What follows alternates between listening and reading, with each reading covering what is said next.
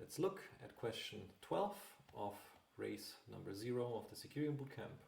We have once again a contract snippet and we are to look for security concerns. We have 4 options of security concerns. Option A says that there is an uninitialized pool storage variable. So we have indeed a payable pool storage variable, which is an address, and it is not initialized, neither here nor in the constructor, which assumes that set pool address will be called before add liquidity. So we have 2 external functions here. The first one is set pool address, which allows setting the pool storage variable with whatever is passed in, and it is only callable by admins. And then we have another external function, which is called add liquidity, which is callable by anyone, and whatever message value you send to this add liquidity function will then be transferred to the pool. And there's indeed the assumption here that set pool address would be called before anyone would try to add liquidity. Because if anyone tries to add liquidity before an admin has set the pool address, since the pool is initialized with the 0 address, since it is not initialized at all, the person who would try to add liquidity to this protocol without the admin having set the pool address would basically burn the ether, because it would be sent, it would be forwarded directly to the 0 address. And that's pretty bad. So I would call that a security concern. A is correct. Next we have B. Incorrect use of modifier only admin on set pool address.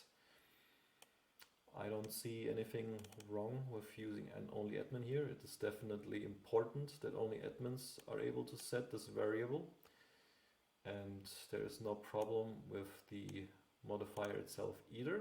So nope.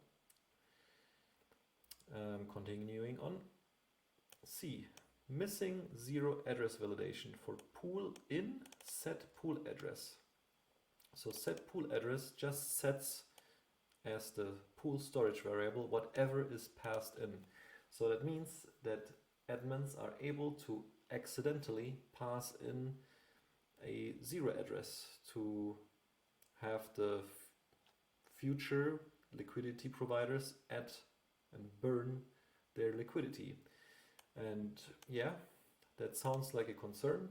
Maybe since a 0 address is guaranteed to be an invalid pool, it doesn't sound like there's much sense in doing that. So maybe in that case we should really add a 0 address check just to make sure that this cannot happen.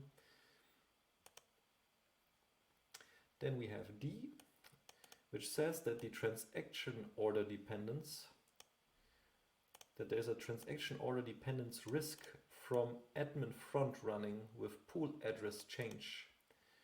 So transaction order dependence means that add liquidity depends on set pool address being set to a valid address before add liquidity is called. And add liquidity also expects that the pool address wouldn't suddenly change from a different one than was expected when the transaction with add liquidity was initially sent. But that is exactly what could happen here. Basically, admins who are able to set the pool address, they could see that some person is trying to add a lot of liquidity, unimaginable amounts of liquidity, so much money.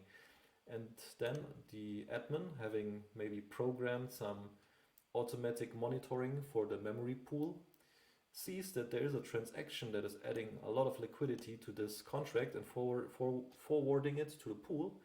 And now this admin, having written an automated script maybe, they could automatically publish another transaction from the admin account, which updates the set pool address to a different pool, maybe to the admin address itself.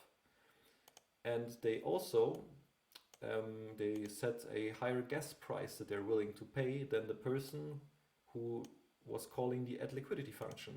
So effectively, the pool would suddenly change before the liquidity function, the add liquidity function is finally executed to add liquidity, and the admins are therefore able to steal this liquidity that was intended for the pool. They are able to front run the transaction that was supposed to add the liquidity to the pool.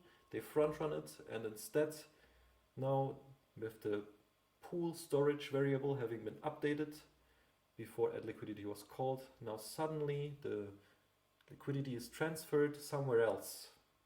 And basically the admins were able to steal the liquidity for themselves. So that also does sound like a security concern. So A, C, and D are correct.